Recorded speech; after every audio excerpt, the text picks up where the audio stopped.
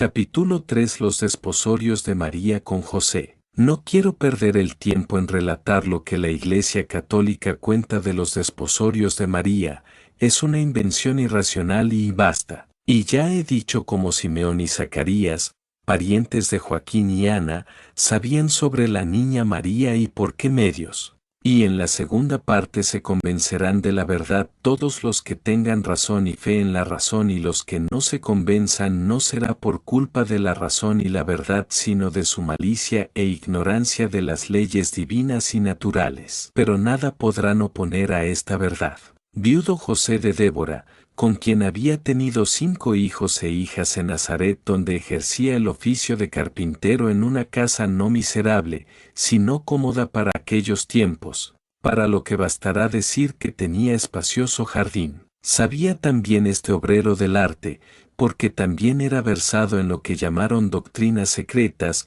que no son otra cosa que el estudio de las leyes divinas y naturales, y por añadidura era miembro de la Cábala Blanca de Jerusalén y tenía facultades medianímicas de evidencia y audición. Sabía, repito, que la Rosa de Jericó venía a ser la madre del predicador de la libertad y que él sería su padre, y así llegó hasta Jericó por mediación de Simeón y convinieron en entregarle al carpintero la bella María, en cumplimiento de las predicciones que sabían, y se celebraron las bodas trasladándose a Nazaret, en donde le esperaba el cumplimiento de sus deberes de esposa y madre de ya numerosa familia y de grandes exigencias, para la que en años era aún una niña. Si María no hubiese sido educada en los manejos de una casa, si hubiese pasado sus años en canturreos y vida mística, como nos la ha pintado la explotadora de sus virtudes y grandeza, ¿podría cumplir la tan pesada carga de arreglar la casa de un artesano con 5 hijos, algunos de ellos ya crecidos de 12 años?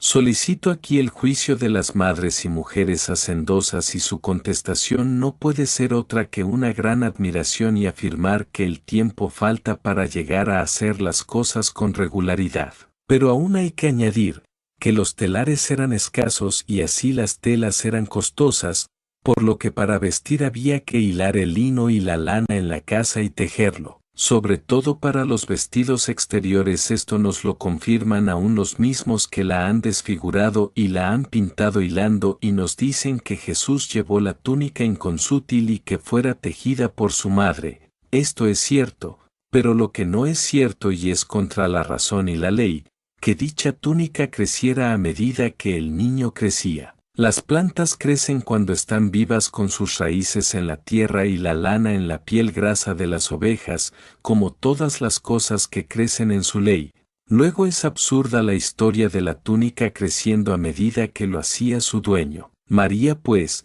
trabajaba rudo y sin descanso en la corta edad de 16 años para arreglar aquella larga familia, 7 personas con ella, más alguno que otro huésped que frecuentemente llegaba, ya porque venían a Nazaret a encomendar trabajos al carpintero, ya por las costumbres y tradición de las tribus de que descendían y de las que eran fundadores, y en su primitividad, como más adelante se verá, ellos por percepción y lucidez de sus espíritus y por el conocimiento de la doctrina de amor del Creador lo sabían y no podían dejar de dar hospedaje y auxilio a cuantos lo necesitaban. María era hija del pueblo, y en Jericó no fue la rosa escondida, sino la flor de adorno en los actos y fiestas del pueblo, y su misma hermosura, el respeto al matrimonio virtuoso, sus padres, la alegría de su alma en las reuniones y la magnanimidad de su espíritu conquistaron el respeto y adoración de jóvenes y ancianos. La pureza de sus actos,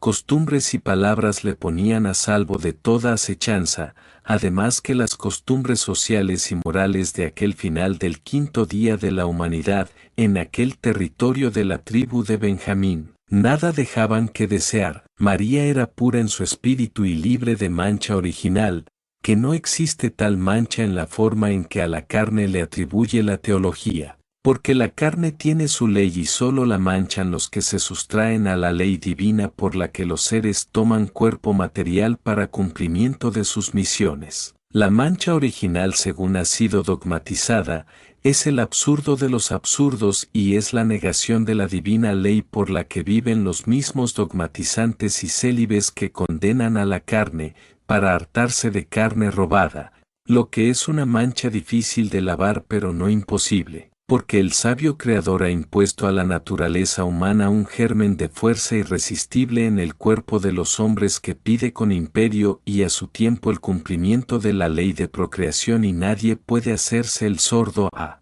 su llamado y menos cuando el espíritu vive la vida de luz y sabiduría y cumple la ley en su medida. Esto es la verdadera pureza, usar de la carne en medida y en cumplimiento de una ley suprema. Quien no la usa en medida y ley se opone a las leyes del eterno Creador y María no podía faltar a esas leyes y no faltó. Por eso fue madre por la ley estricta de afinidad y justicia y no por obra extraña lo que según las leyes sociales sería un adulterio y en este concepto la ponen sus célibes detractores, a la que quieren llevar a la virginidad siendo madre y la rebajan a esa condición y a quien con el dogma hacen casto y padre putativo, lo condenan a pasar por consentidor de su deshonra y lo rebajan a la indignidad con un doble sarcasmo llamándolo gran patriarca. ¿Puede imaginarse mayor calumnia y maldad? José fue sí, casto de corazón y puro de espíritu en el cumplimiento de la ley de procreación y por eso fue verdadero patriarca y bien merece tal nombre quien engendró a 12 seres, entre hijos e hijas, 5 con Débora, que le entregó como dote y regalo de bodas a la joven María con la que tuvo otros 7 varones y mujeres. Entre ellos el primero el Mesías Jesús y el último Jaime apóstol de las doctrinas de aquel en España y hoy el anticristo que escribe esta verdad. María, madre de 7 hijos por la ley de la carne y de 5 más por adopción, es pura en el más alto grado porque cumple la divina ley del Creador y es grande en la mayor de las grandezas y santa en nuestro lenguaje. María Virgen y Madre de Dios, según el dogma católico, es la adúltera según la ley social, e impúdica según las costumbres y sentir del corazón. ¿Cómo lo queréis, madres de la tierra? Oh. Ya os oigo, la queréis madre en la ley como vosotras lo sois, así la admiráis y la podéis amar e imitar, así la podréis llamar con entera confianza de que sabe en su espíritu de las penas y amores de las madres. Acude a vuestros llamados porque ella pasó por vuestros dolores y peligros, llamadla así, que con el nombre de madre en la ley de las madres acude llena de alegría y su poder como espíritu es tan grande como no hay otro igual en los espíritus de la humanidad terrestre, como podréis ver en la segunda parte, y os lo agradece por ella hoy como hombre, aunque desfigurado por los mismos detractores, el que fue su Jaime, que fue el último que encerró en sus entrañas y amamantó con sus fuentes de vida, y vosotras madres sabéis cómo se quiere al último de vuestros hijos. Mas María, en su percepción y clarividencia, lo amaba no sólo por ser el último río que de sus fuentes brotara,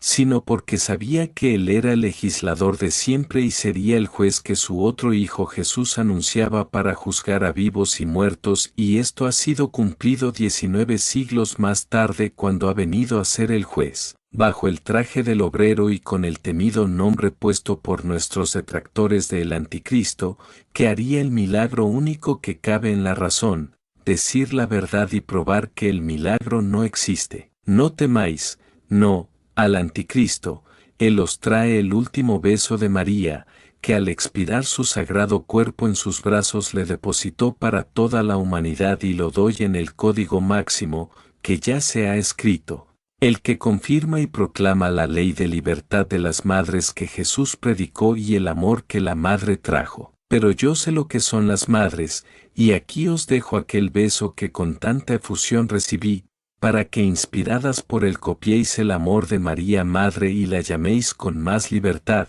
con más confianza, porque ella pasó lo que vosotras pasáis con los hijos y hasta por los celos del esposo como vais a ver.